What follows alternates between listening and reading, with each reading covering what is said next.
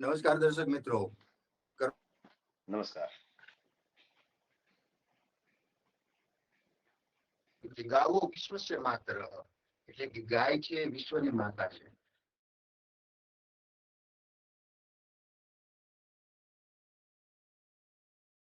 સર્વ સુખદાયી છે. તમામ પ્રકારના સુખ ગાય આપણને આપે છે. અત્યાર સુધી તો આપણે માત્ર ગાયનું દૂધ ને દહીં ને એનો જ વિચાર કર્યો છે, ગાયનું ઘી. પણ ગૌમૂત્ર, કાવ ડંગ એટલે કે ગાયનું ગોબર, એ પણ અત્યારે બહુ જેને કહેવાય કે બહુ મોટી આવકનું સાધન બની શકે એમ છે. ગૌમૂત્ર તો આયુર્વેદ માટે પણ એકદમ અક્ષીર છે, અમૃત છે. તો ગાય છે એ સર્વ પ્રકારનું સુખ આપે છે, સામાજિક રીતે, આયુર્વેદિક દ્રષ્ટિથી, આર્થિક દ્રષ્ટિથી.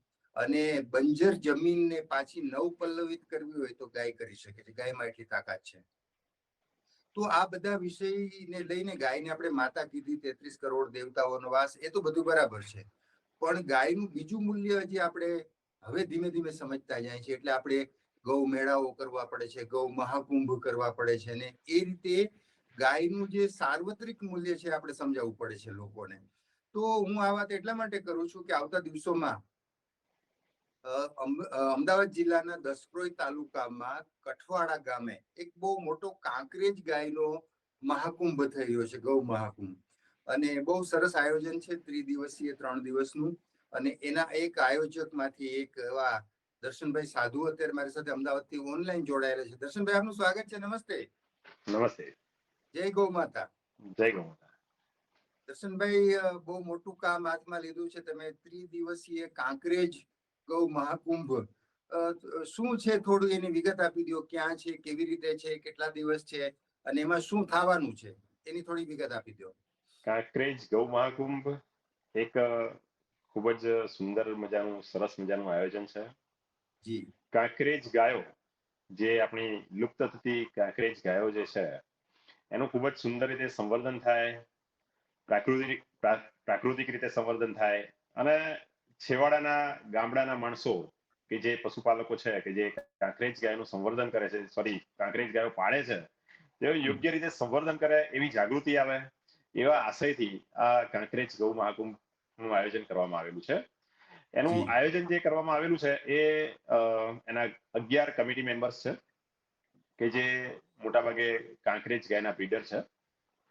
અને એ લોકોએ આ આયોજન કરેલું છે. એમાંથી લાલાભાઈ કઠવાડા છે, દશરથભાઈ પૌર છે, જયરામભાઈ થલતેજ છે. આ બધા કમિટી મેમ્બર્સ દ્વારા આયોજન કરેલું છે. જી. અચ્છા દર્શનભાઈ, કઠવાડા એટલે દસક્રોઈ તાલુકો, અમદાવાદ જિલ્લો.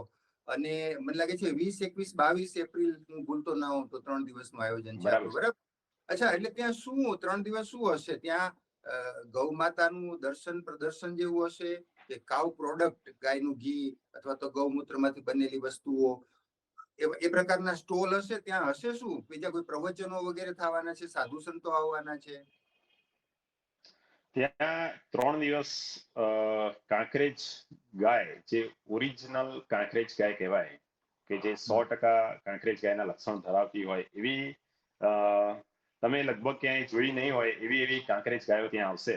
લગભગ 300 જેટલી કાંકરેજ ગાયો ત્યાં રજીસ્ટર્ડ થઈ છે. અને એમાંથી સિલેક્શન કરી અને લગભગ અમે 100 થી 150 જેટલી કાંકરેજ ગાયોનું સિલેક્શન કર્યું છે. બીજી કેટલીક કમિટી મેમ્બર્સ છે, એમની પણ કાંકરેજ ગાયો ત્યાં આવવાની છે. એ બધી ડિસ્પ્લેમાં મૂકવામાં આવશે. એમને હરીફાઈમાં એમને જોડવાની નથી, એ ફક્ત ડિસ્પ્લેમાં મૂકવાની છે.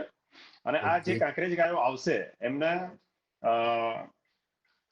અમે અલગ અલગ એની કેટેગરી પાડી છે. 20 ગાય દૂધણી હશે, 20 ગાયો દેખાવમાં જે રૂપાળી હોય એવી રીતે હશે, 20 વાછરડીઓ હશે કે જે 2 દાંતવાળી હોય, 2 દાંત વાછરડી હોય એવી 20 વાછરડીઓ હશે, 2 દાંતે વાછરડા એવા 20 વાછરડા હશે, અને 20 નંદી મહારાજ હશે. અને આ 20-20ની જે કેટેગરી છે, અલગ અલગ 5 કેટેગરી અમે રાખેલી છે. એમાંથી દરેકને પહેલો, બીજો અને ત્રીજો એમ 3 નંબર આપવામાં આવશે. પહેલા નંબરને 700 ગ્રામ ચાંદીની ગાય અને 51,000 રૂપિયા રોકડા ઇનામ છે. બીજા નંબરને 500 ગ્રામ ચાંદીની ગાય અને 31,000 રૂપિયા રોકડા. અને ત્રીજા નંબરને 300 ગ્રામ ચાંદીની ગાય અને 21,000 રૂપિયા રોકડા એમને ઇનામ આપવામાં આવશે. અને આ બધાએ જે પહેલો બીજો ત્રીજો નંબર દરેક કેટેગરીમાં આપવામાં આવશે એ બધા એમાં ચેમ્પિયન ઓફ ધ શો એને 1,11,000 રોકડા આપવામાં આવશે. આ રીતનું વાહ. આયોજન છે ગાયો માટે. અને જે તમે વાત કરી તો ત્યાં લગભગ 76 જેટલા સ્ટોલ છે હમ. જેનું રેન્ટ બહુ નોમિનલ બહુ નહીવત રાખવામાં આવેલું છે. અને એ 76 જેટલા સ્ટોલોમાં પ્રાકૃતિક ખેતી થી ઉત્પાદિત અનાજ, કઠોળ, શાકભાજી, એ ઉપરાંત પંચગવ્યની પ્રોડક્ટ્સ બધી વગેરે વગેરે ત્યાં એવા લગભગ સ્ટોલ હશે. 76 જેટલા સ્ટોલ છે ત્યાં. જી, બહુ સરસ, બહુ મોટું અને સરસ આયોજન. અચ્છા, ભૂતકાળમાં આપણે ક્યારે આવું આયોજન કર્યું છે કે આ પ્રકારનું કાંકરેજનું મને લાગે પહેલી વાર થઈ ગયું છે? આ પ્રથમ વખત થઈ રહ્યું છે અને આ લગભગ એવું હશે કે જે ક્યારેય નહીં થયું હોય એવું આયોજન છે આ. હા, અને આની એક બીજી તમને ખાસ ખાસિયત તમને કહું તો કે કાંકરેજ ગાય જોવા માટે જે કોઈ પણ આવશે, જે કોઈ પણ મુલાકાતી આવશે, ગુજરાત, રાજસ્થાન, હરિયાણા સુધી અમે પ્રચાર કરેલો છે. ત્યાંથી ગાયો આવેલી, ગાયોના બધા ગોપાલકો આવવાના છે. એ સાથે જે લોકો મુલાકાતીઓ પણ આવશે એ બધાને અમે ત્યાં જમવાની વ્યવસ્થા કરેલી છે. અચ્છા. એટલે કે હા, કાંકરેજ ગાયનો જે આ મેળો છે એ મેળામાં જે કોઈ પણ મુલાકાતી આવશે એને સવારે અને સાંજે બંને ટાઈમ ભોજનની વ્યવસ્થા કરેલી છે. બીજી વસ્તુ કે રાત્રે, પ્રથમ દિવસે રાત્રે ત્યાં ગોદાન મૂવી બતાવવામાં આવશે. બીજા દિવસે રાત્રે ત્યાં ડાયરાનું આયોજન કરેલું છે અને ત્રીજા દિવસે સાંજે જે ગોપાલકોની ગાયોના નંબર આવેલા હશે એમનું ઇનામ વિતરણ કરી અને મેળાનું સમાપન કરવામાં આવશે. ખૂબ સરસ, બહુ સરસ આયોજન છે.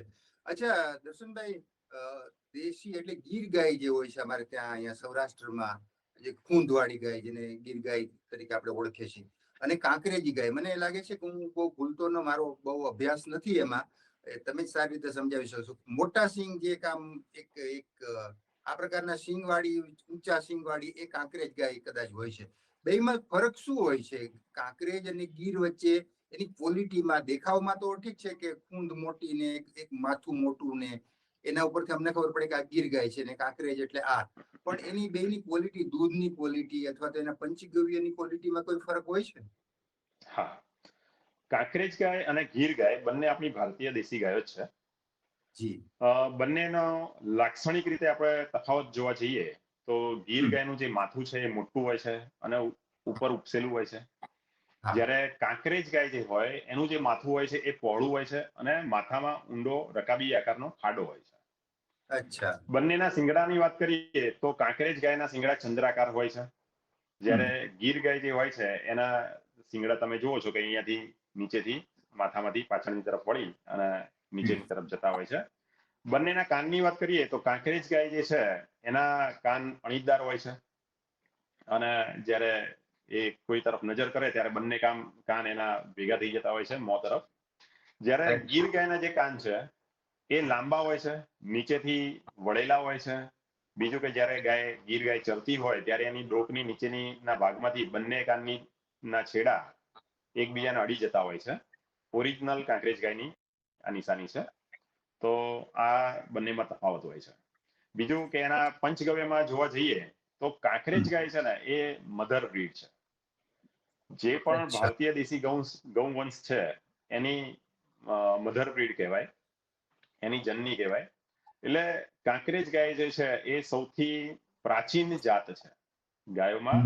કાંકરેજ ગાય જે છે એ સૌથી પ્રાચીન જાત છે. બીજી વસ્તુ વાત કરીએ તો કાંકરેજ ગાયનું જે દૂધ હોય છે એ, જો કે કોઈ પણ ભારતીય ગાય, દેશી ગાય હોય, દરેકના દૂધના ગુણ સરખા જ હોય છે, પણ કાંકરેજ ગાય જે હોય છે એનો સ્વભાવ જે છે એ થોડો તેજ હોય છે, બહુ સ્ફૂર્તિલી હોય છે. એટલે કાંકરેજ ગાયનું દૂધ જે છે એ જે બાળકને પીવડાવવામાં આવે એ બાળક નાનપણથી જ એકદમ સ્ફૂર્તિલું, સતેજ, ખૂબ જ બુદ્ધિશાળી તેમજ શારીરિક અને માનસિક રીતે ખૂબ જ સક્ષમ હોય છે. એની રોગ પ્રતિકારક શક્તિ, કાંકરેજ ગાયની રોગ પ્રતિકારક શક્તિ ખૂબ જ પાવરફુલ હોય છે. એટલે એ કાંકરેજ ગાયનું દૂધ પીવાથી જે કોઈ પણ બાળકને નાનપણથી કાંકરેજ ગાયનું દૂધ પીવડાવ્યું હોય તો એ બાળકની રોગ પ્રતિકારક શક્તિ પણ ખૂબ જ જબરજસ્ત હોય છે. જોકે સાથે સાથે ગીર ગાયની વાત કરીએ તો ગીર ગાયનું દૂધ પણ અમૃત સમાન જ છે. પણ એ ગીર ગાય જે છે એ થોડી ઠંડા સ્વભાવની છે, શાંત સ્વભાવની છે. બાકી એના પંચગવ્યના ગુણ તો એ પ્રમાણે અમૃત સમાન જ છે. જી.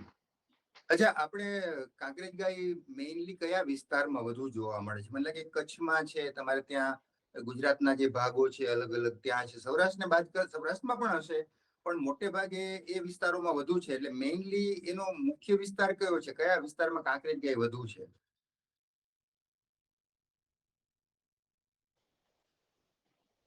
જી, મારો મારો પ્રશ્ન જી આપના સુધી પહોંચી ગયો છે ને? જી. કાંકરેજ ગાય નું મૂળ વતન કહેવા જઈએ તો અત્યારે ખરેખર કાંકરેજ તાલુકો કે જે બનાસકાંઠા જિલ્લામાં આવેલો છે, બરાબર. પરંતુ અત્યારે જોવા જઈએ તો ત્યાં લગભગ બહુ નહીવત કાંકરેજ ગાયો છે.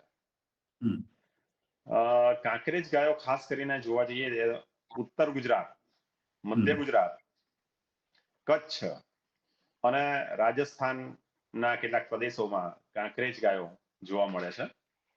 ખાસ કરીને રાજસ્થાનમાં જોવા જઈએ તો જે મારવાડી રબારી છે, મારવાડી માલધારીઓ છે, એ અહીંયાથી કાંકરેજ ગાયો ત્યાં લઈ ગયેલા છે અને એમણે ખૂબ સારી એવી એ લોકોએ સાચવી છે અને હજુ સુધી એમની પાસે ખૂબ સારી માત્રામાં કાંકરેજ ગાયો છે. બરાબર. કાંકરેજ ગાયો લુપ્ત થવાનું કારણ તો પશુપાલકોમાં સંવર્ધન પ્રત્યેની જાગૃતિ ન હોવાના કારણે કાંકરેજ ગાયો લુપ્ત થવાને આરે પહોંચી. પરંતુ અત્યારે હાલના સમયમાં કેટલાક પશુપાલકો, કેટલાક જે જૂના બ્રીડર્સ છે કે જે પેઢી દર પેઢીથી કાંકરેજ ગાયો રાખતા આવ્યા છે, એમના ત્યાં હજુ ખૂબ જ સારી કક્ષાની, સારી ક્વોલિટીની કાંકરેજ ગાયો બચી છે. બરાબર. જી. અચ્છા દર્શનભાઈ, એક સાવ વ્યક્તિગત પ્રશ્ન પૂછી લઉં તમને.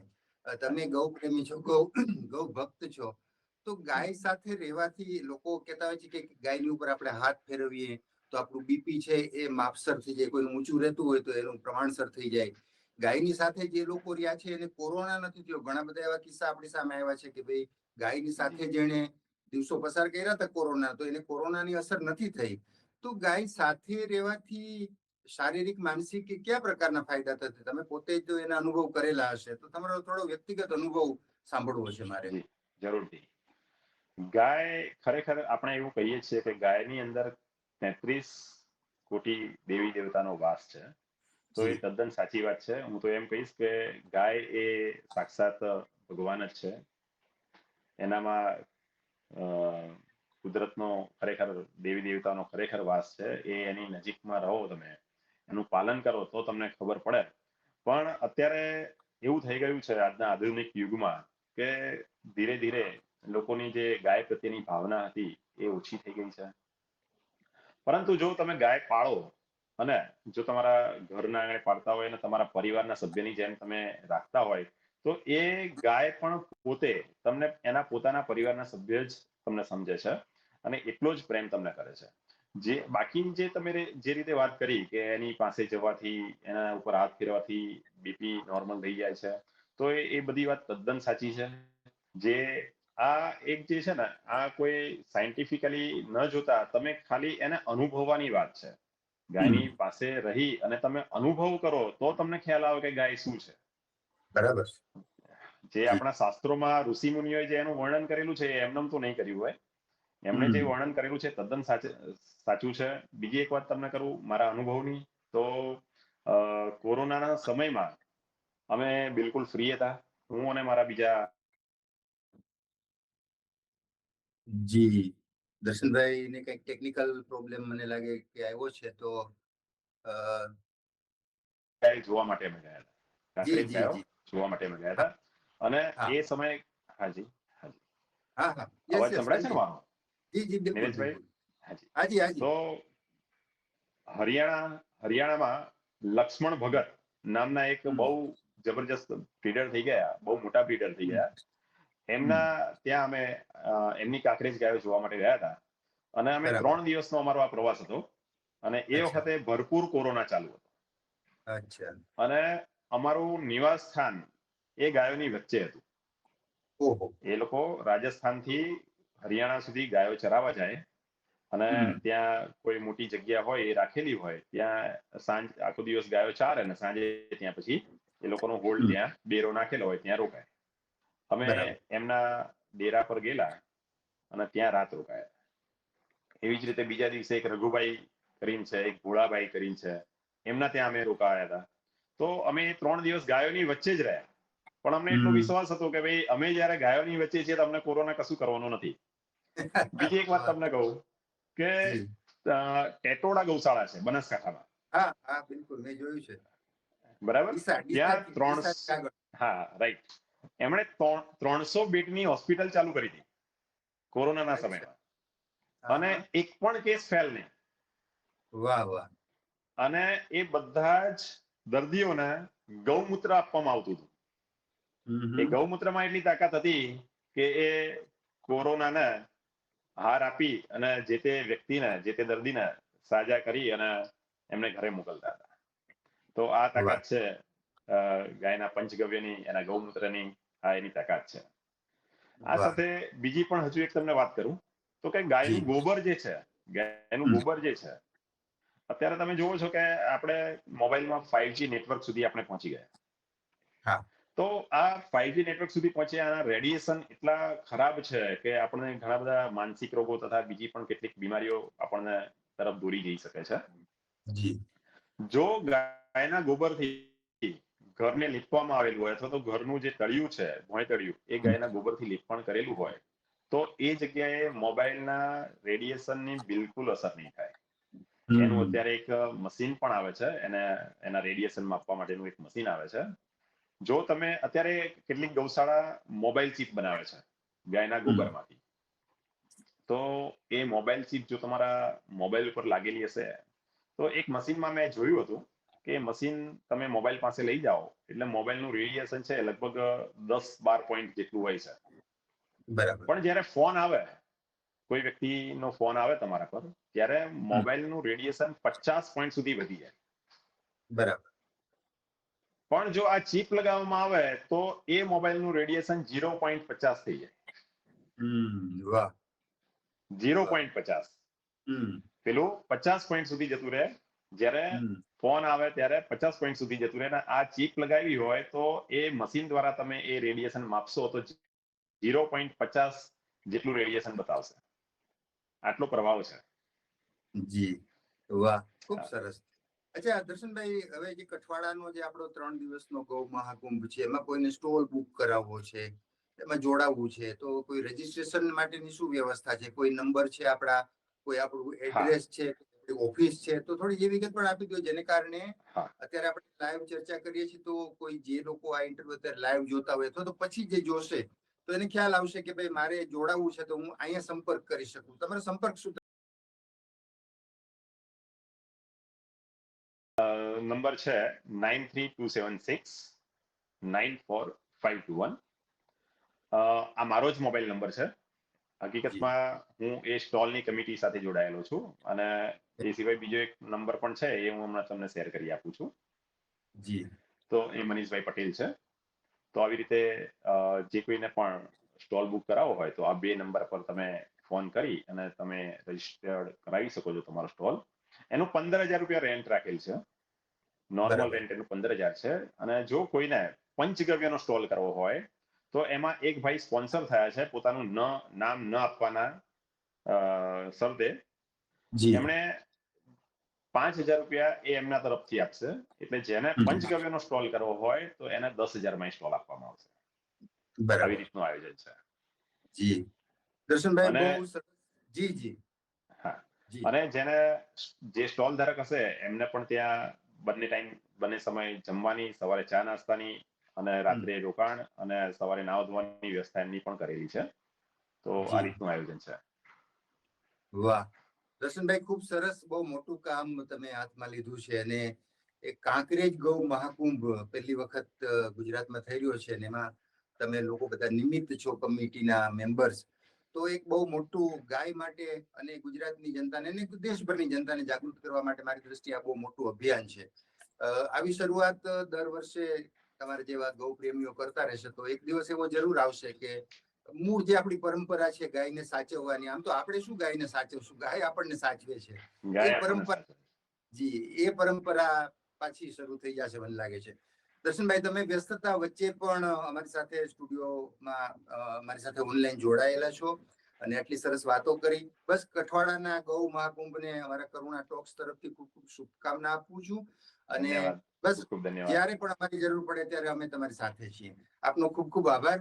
દર્શક મિત્રો, આપણે દર્શનભાઈ સાધુ સાથે મુલાકાત કરી અને કઠવાડામાં 3 દિવસનો જે કાંકરેજ ગૌ મહાકુંભ થઈ રહ્યો છે એમના આયોજનની સરસ વાતો કરી, ગાય વિશે સરસ વાતો કરી, પોતાના અનુભવો પણ કીધા અને ગાયની તાકાત શું છે એના વિશે પણ સરસ મજાની વાતો કરી. બસ આપણે જો અનુકૂળતા છે તો કઠવાડાના ગૌ મહાકુંભની ચોક્કસ મુલાકાત લઈએ, એમની સાથે જોડાઈએ અને આપણી જે ગૌ ભક્તિ છે એને આપણે ઉજાગર કરીએ. ફરી પાછા કોઈ નવા વિષય સાથે, નવા વિષયના તજજ્ઞ સાથે. જી આપના માધ્યમ દ્વારા હું સમગ્ર ગુજરાતની પ્રજાને ખાસ નિમંત્રણ આપીશ કે આ ગૌ મહાકુંભમાં તમે સૌ જોડાઓ અને ખાસ કાંકરેજ ગાયની મુલાકાત લઈ એનું પ્રદર્શન નિહાળી અને તમે એનો ખાસ લાભ લો. અને પંચગવ્યની જે કોઈ પણ વસ્તુઓ અત્યારે તો બજારમાં ઘણી બધી મળે છે, કાંકરેજ ગાયનું દૂધ, ઘી વગેરે અત્યારે બજારમાં હવે ઉપલબ્ધ થવા લાગ્યા છે. તો એ તમે ખાસ આરોગો અને સ્વસ્થ રહો એવી શુભેચ્છા સાથે મારું એક તમને નિમંત્રણ છે કે તમે ખાસ કાંકરેજ ગૌ મહાકુંભમાં પધારો. જી દર્શનભાઈ, ફરીથી આપનો ખૂબ ખૂબ આભાર. મિત્રો, ફરી પાછા કોઈ નવા વિષય સાથે, નવા વિષયના તજજ્ઞ સાથે મુલાકાત કરશું. ત્યાં સુધી રજા આપશો. નમસ્કાર.